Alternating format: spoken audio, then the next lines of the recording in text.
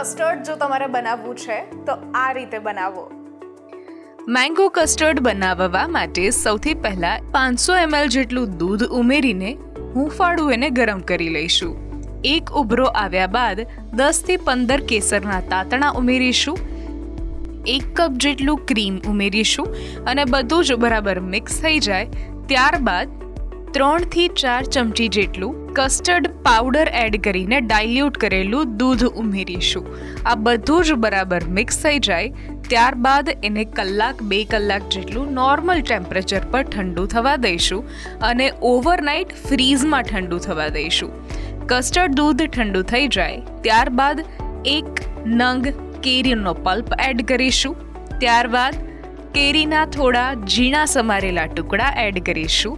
દાડમના દાણા, ગ્રેપ્સ અને dry fruits add કરીને તૈયાર છે આપણું મેંગો કસ્ટર્ડ.